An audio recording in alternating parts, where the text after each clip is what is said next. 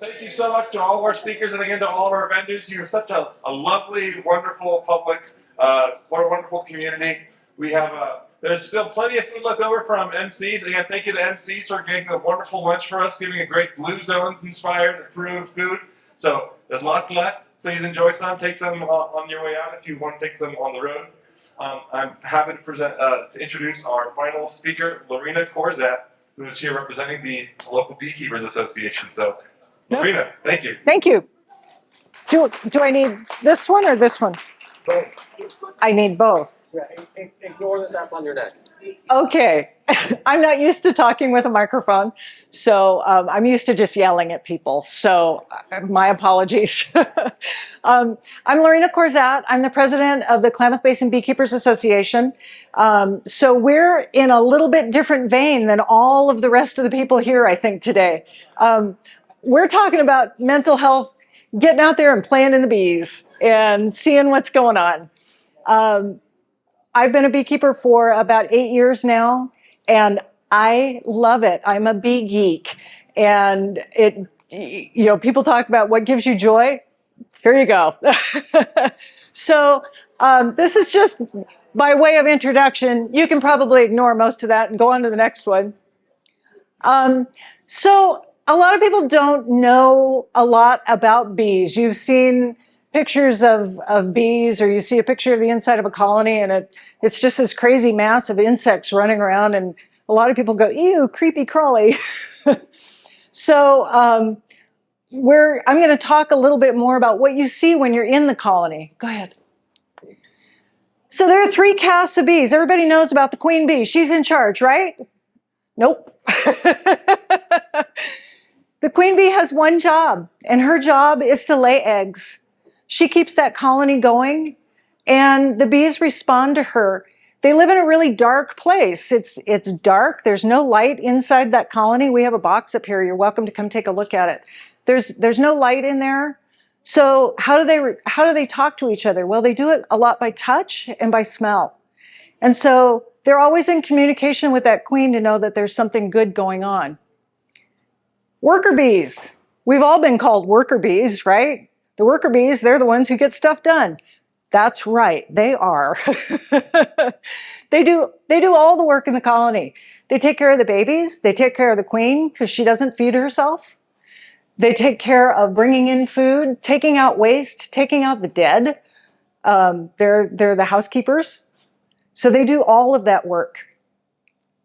And the drones, yeah, go ahead. Go ahead and flip forward. The queen. So she can live for up to 5 years. She's a little insect, and she can live for up to 5 years. She may not be effective for that whole time, but she can live for that long. And she's really big. Compared to all of the other bees in the colony, she's probably twice their size. So you would think she'd be easy to find. She's not. That's always an exercise in trying to find the queen. We play games about that. And then the drones. The drones are also a little bit bigger than the worker bees, and their biggest feature is that set of eyes that's on their head. They have a huge pair of eyes up here. The drones, hate to break it to you guys, they have one job in life, and they either succeed, in which case they die, or they fail and they die anyway. So the drone's only job is to go out and find another queen from another hive and mate with her.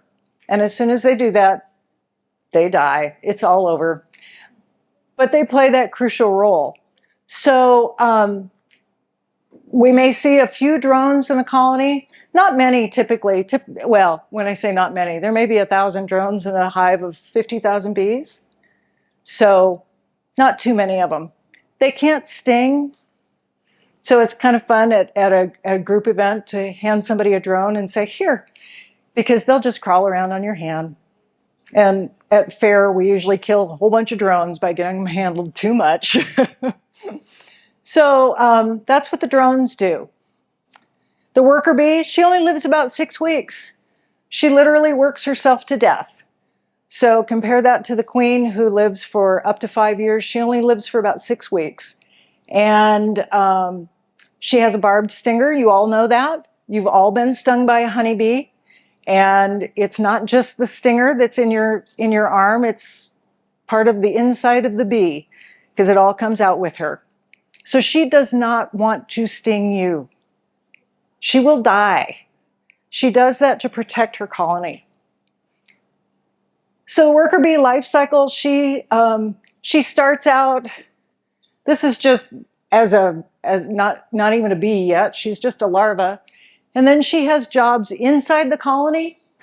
And when she gets to be about 3 weeks old, she starts foraging outside the colony, and she'll bring in pollen and nectar and start doing jobs outside of the colony, and then she dies. So she literally works herself to death. Go ahead. They take different times to develop, and that's kind of important to beekeepers, but it's just know that queen bees emerge really early, and drones take a really long time. They don't get a lot of resources. You figure they have one job in life. The worker bees don't spend a lot of time taking care of them. Sorry, guys. Oop. Kurt. Oh, I'm sorry, Kurt. I'm a wanderer. I'm sorry. So when we go in and we look at the inside of a colony, we're looking for evidence that the colony is healthy. And in order to do that, we want to know that the queen is laying eggs. So that's what we look for, is a little tiny egg in the bottom of one of these cells. And believe it or not, we can see them. Sometimes we need a magnifying glass to help, depending on how old our eyes are. But that's what an egg looks like. And that egg will hatch and develop into a larva. And these are all little larvae. They look like little grubs. They're just little white grubs. And those will grow into pupa. And we all know how a butterfly metamorphoses, right? So it's a caterpillar, and then it spins a web, spins a cocoon, and inside that cocoon it metamorphoses. Well, that's exactly what a bee does. She metamorphoses into the bee that you finally see. That's what capped brood looks like. So underneath all of that gold area is where bees are developing into actual flying bees. Many of us are town beekeepers. We're urban beekeepers. And I am one, Virgil lives out of town, but there are a number of us who keep bees in town. It's perfectly all right. And chances are, if you have a neighbor who's keeping bees, you don't even know about it, because they're not going to bug you. They don't want anything that you have unless it's really good flowers. So we talk about where to site a colony so that it doesn't become a bother to our neighbors, because we always want to be good neighbors. And they need good, like lots of things, they need good air drainage. They don't want to be down in a cold pocket. They want to have access to water. They need water. If you have standing water in your yard, you may find that you have honeybees coming into it. And that's a pretty cool thing to watch for. How do we get bees? Well, you go to the bee store and you buy some bees. That's almost right. If you go into Grange or Coastal this time of year, you will see that they have signs up for buy your bees now. Our local club also supplies bees. We get together and we put an order in every year. We're using a local beekeeper to acquire our bees this year. Wyatt Smith has an apiary out in Stuart Lennox. And he is a young entrepreneur who is doing bees. He is going down to the almond orchards and doing pollination down there. He's under 30 and he has a going business, and we are really, really happy to be able to support him and keep things going in the basin. So when we buy bees, we can buy bees in a number of different forms. We can buy what's called a package of bees. It's a box. It's about this big. And in the middle, you'll see that can has sugar water in it. And that sugar water is to keep those bees fed while they're in transit. So inside of that box are about 3 pounds of bees. That's how we buy bees, is by the pound. And there will be a queen in a cage in there. So there's sugar water, a queen in a cage. Her cage is about that big, and 3 pounds of bees. Those bees, those worker bees, and that queen have never met each other. They're on a blind date right now, and things could go really sideways like they could for any blind date. So that's why we keep her in a cage, is to keep her safe for a couple of days until those worker bees get used to her smell. And she knows what's what, and everybody gets on the same track, and they all have the same goals. We can buy what's called a nucleus hive. So that's a colony that looks a lot like what we have right here. It only has 5 frames, but they're already all acquainted. That queen is laying eggs. The workers are doing their thing. They have drones. They're doing their whole thing. It's just in 5 frames. You could buy a whole colony. Maybe somebody is not going to keep bees anymore and they want to sell you their colony. So that looks just like that. And it's all set. It's all ready to go. You just pick it up, move it to your place. How many of you have seen a swarm of bees? How cool is it? Is it pretty cool? Scary. Scary. Okay, I think that's a lot of people's reaction when you see this big clump of bees hanging in a tree or hanging from somebody's mirror on their car, on the side of a building. There are lots of places that bees can land while they're in this state. So bees have 2 ways of reproducing. They reproduce by laying an egg and hatching a bee, and so they reproduce on that individual level, but they also reproduce as a unit, as a colony. So a colony will be going along and it'll be very happy, and then they get too many bees in that box and they say, it's kind of crowded in here, I need a little elbow room. They quit feeding the queen, they create a new queen, and right before the new queen emerges from her cell, they take the old queen and about half of the bees and they fly away. And it is an amazing sight to watch, because I can be inside my house with the doors and the windows closed and I can hear that colony swarm. It's loud. It's very cool. So about half of those bees fly away. So now there's a new queen that's just emerged in the colony. She's left behind. That's going to be the old colony. The old queen that has left is somewhere up in the middle of this ball of bees. This is a homeless colony. They don't have any resources. They don't have any honey to protect. They don't have a roof over their heads. And they're exposed to the elements. Their one goal at that point is to find a new home, something suitable to live in. It might be a tree. It might be your chimney. Hopefully, it's going to be my colony. So when I see a batch of bees like this, I know that the one thing that they want is a home. So please, please, please, if you see a swarm of bees, they are not going to hurt you. They are not. That is not their goal. They don't have anything to defend. So call a beekeeper.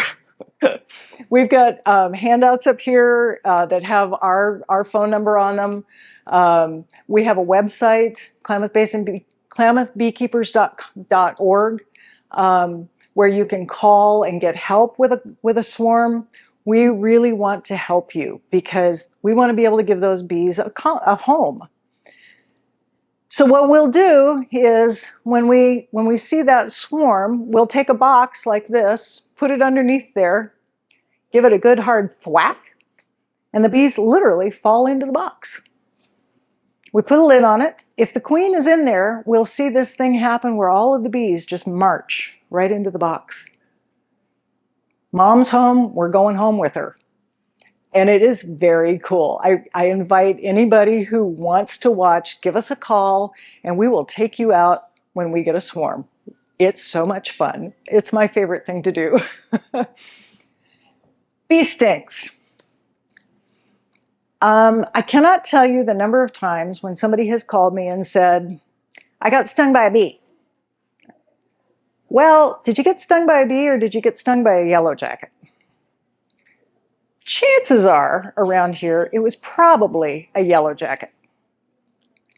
Yellow jackets are beneficial pollinators. They have a place. They perform a really, really important task around here. They get rid of a lot of waste. That's their job. They're kind of the vultures of the insect world. It's kind of an unpleasant thought, but if we didn't have them, we would be overrun with a lot of nasty things. Think about if you had to feed on what yellow jackets have to feed on, you'd probably have a bad attitude too. No chocolate chip cookies for you. No, no, no, you get rotten meat. So chances are you got stung by a yellow jacket. Yellow jackets, bee stings, hornet stings, lots of stings, they hurt. There's just no way around it. When you get stung, it hurts. If you are in the very, very unlucky few, honeybees cause death in less than 0.0008% of the stings. It's not much. A true honeybee allergy is pretty rare and very treatable, but you've got to jump on it. Most people do something like I did a couple of years ago. I got stung right here. Virgil's seen these pictures. I got stung right here. And 12 hours later, my face was completely unrecognizable. I was that swollen. I usually show the picture because it's pretty funny. So I have a great reaction, but I am not allergic. So anaphylaxis is pretty rare. It's absolutely something to be aware of, but it's really, really rare. The big thing is to make sure that you get the stinger out. Don't squeeze it because the venom sac comes with the stinger when she stings. That's part of what comes out of her body as she stings you. Scrape it with a fingernail, credit card, just something you want to just scrape it off so that you don't squeeze it. If you are allergic, by all means, get a prescription for an EpiPen. Keep some Benadryl, liquid children's Benadryl on hand is one that the allergists recommend. So, no, it's good. That's fine. So it's pretty rare to have a bee sting allergy. And they are amazing, amazing animals. They're so much fun to watch and see what they do. Yes, we get honey from them. Yes, they pollinate. What I've heard, one bite in 3 comes from bee pollination. So we really need them around. And they're just fun. So that's my bit for health. Get out there and play with the bees. So